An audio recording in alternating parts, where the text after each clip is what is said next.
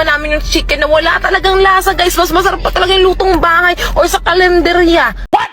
Yun. What the fuck? Ganun po, opo. Sana all. How? Hey, what's up mga idol at kumusta pang lahat? It's me, Dugong Pinoy. Good afternoon po sa ating mga loading natin dyan. So for today's video mga idol ay magre-react po tayo dito sa ating bago nakitang video, no? At dito po sa video ni Ate Jane sa Daya sa kanyang Facebook page mga idol. Ilagay ko na lang po yung link sa kanyang Facebook page mga idol. So dito po sa kanyang video na Diwata sinagot si Ate Girl na nag-honest review sa paninda niya doon nga mga idol sa Diwata Paris Overload na may babae doon na nagreklamo, nagtatalak sa social media na keso hindi daw maganda ang trato at hindi daw masarap ang luto ni Diwata at talagang nagsasayang daw sila ng oras, 2 to 3 hours ata yun mga idol sa halagang 100. So tara panoorin natin mga idol. Bago ang lahat, huwag sanang kalimutan mag-like and subscribe mga idol. Let's go. Kaming nawalan ng gana dahil dun sa nangyari. Wala na po talagang lasa yung pagkain. Yes, yung fried chicken. Guys, ano naman lang yung magkano lang naman yung flour, yung asin, yung paminta, para lang magkalasa yung chicken. Magkano lang po yun, di ba? Doon naman, para naman sa worth it naman yung pumila kami doon ng 1 to 2 hours, di ba? Tapos titikman namin yung chicken na wala talagang lasa, guys. Mas masarap pa talaga yung lutong bahay or sa kalenderya. Ganun po, opo.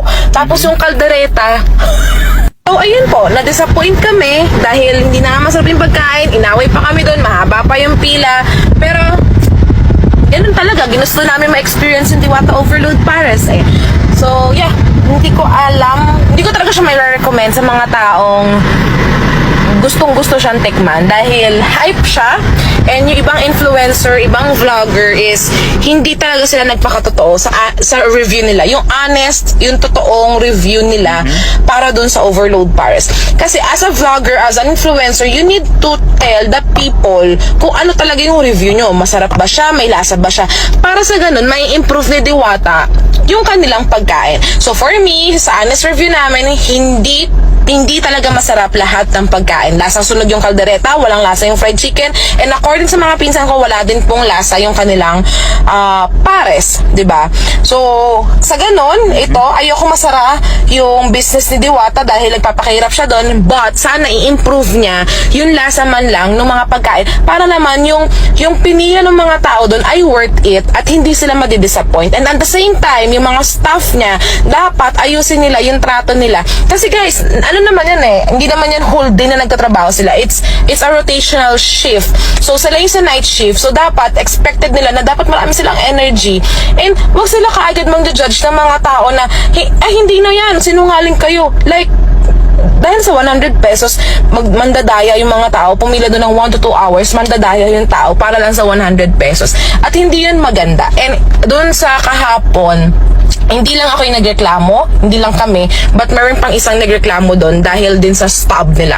So, imagine niyo kung araw-araw may nagrereklamong ganun, masisira syempre yung business ni Diwata, yung review sa kanya. So, mas maganda na ayusin ka agad ni Diwata, maaga pa lang. And pagsabihan niya lagi yung mga staff, kasi meron doon dalawa yun yung isang lalaki doon yata or gay, hindi ko alam.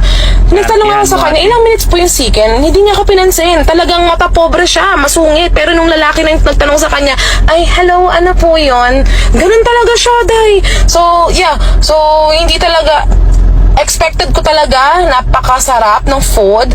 But if you are looking for a budget-friendly na food, I will recommend Diwata. But don't expect too much. Yan. Kasi sobrang hype niya ngayon sa social media.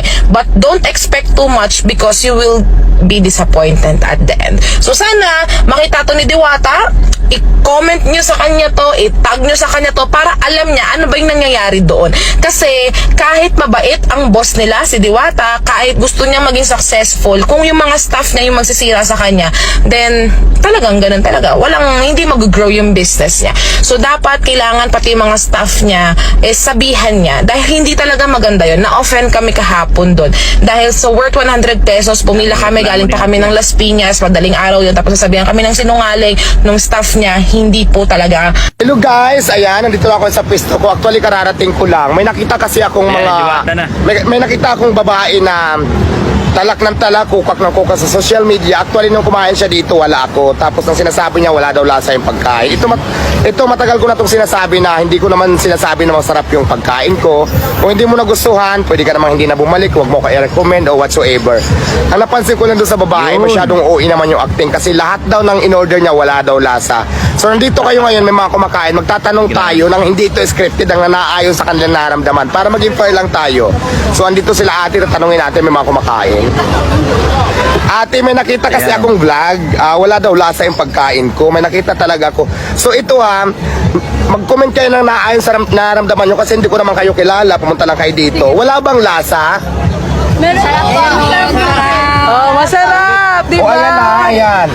Ano ang lasa kasi sabi niya, nag-order siya ng chicken, nag-order siya ng overload.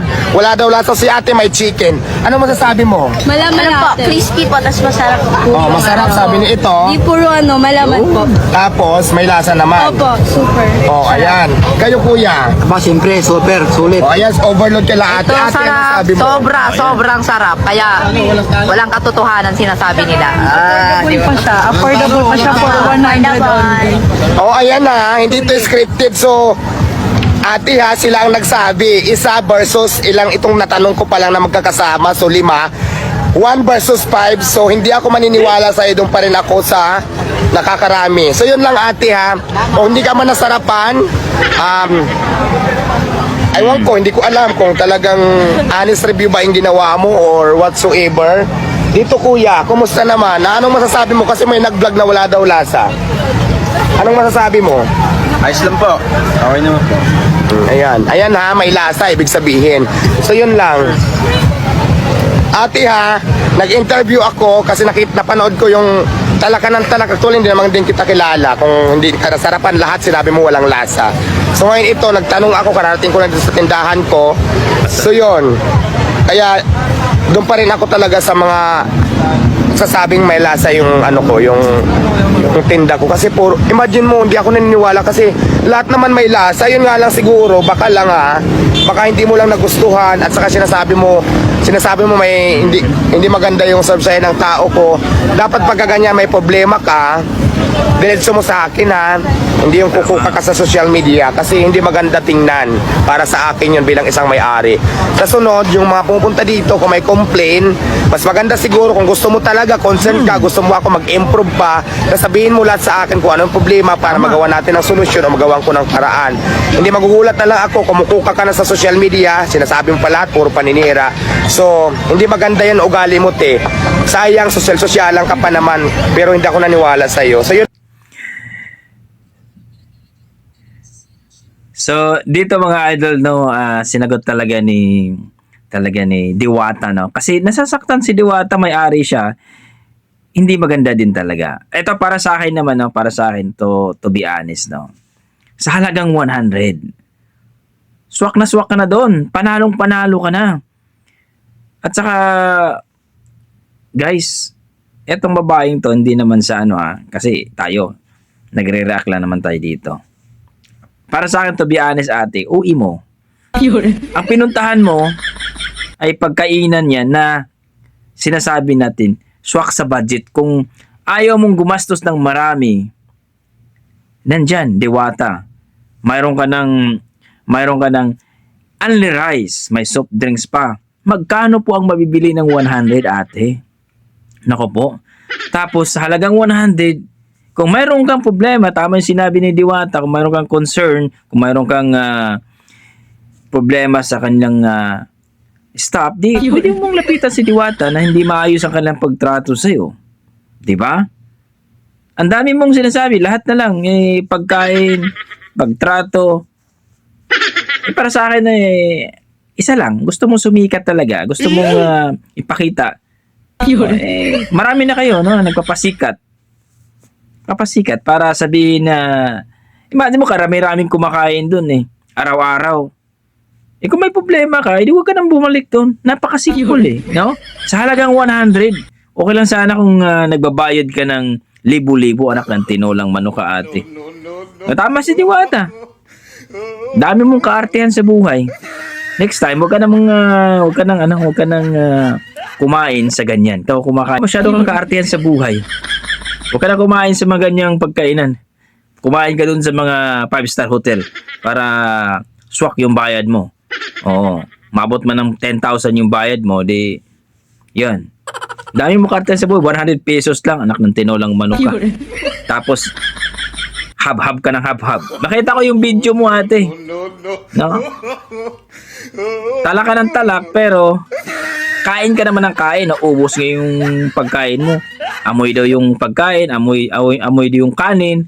Lahat na lang, puro paninira. So, ito naman talaga, paninira talaga ang ginagawa nyo. Siguro para sa akin medyo